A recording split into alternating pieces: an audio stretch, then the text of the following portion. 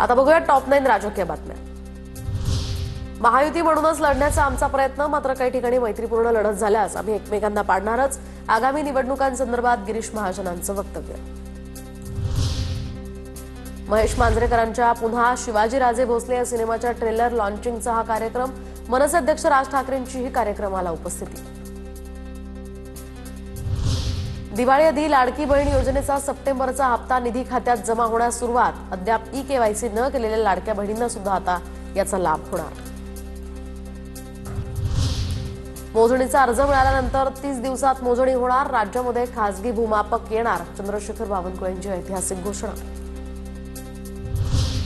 मराठवाड्यात भाजपकडून स्वबळावर निवडणूक लढवण्याची चाचपणी, सूत्रांची माहिती। तर छत्रपती संभाजीनगरमध्ये झालेल्या बैठकीत स्थानिक स्वराज्य संस्थांच्या निवडणुकांवर खलबतं। मुंबई पालिकेच्या दृष्टीनं एकनाथ शिंदेंकडून प्रभागनिहाय आढावा। माहीम, वडाळा, धारावी, सायन, कोळीवाडा, अणुशक्तीनगर, चेंबूर विधानसभांचा शिंदेंकडून आढावा। अंतर्गत हेवेदावे ठेवू नका, एकत्र काम करा। शिंदेंचा पदाधिकाऱ्यांना कानमंत्र। शिंदेंच्या शिवसेनेत आता शिवदूत असणार। शिवसेनेचे शिवदूत प्रत्येकाच्या घरी जाऊन नागरिकांशी संवाद साधणार। शिवदूतांचं काम योग्य पद्धतीनं झालं पाहिजे, कंटाळा करू नका। शिंदेंच्या शाखा प्रमुखांना सूचना। स्थानिक स्वराज्य संस्थांच्या निवडणुकांच्या अनुषंगानं भाजपची ही मुंबईत महत्त्वाची बैठक। ठाणे, रत्नागिरी आणि सिंधुदुर्ग या जिल्ह्यांचा फडणवीसांच्या उपस्थितीत आढावा।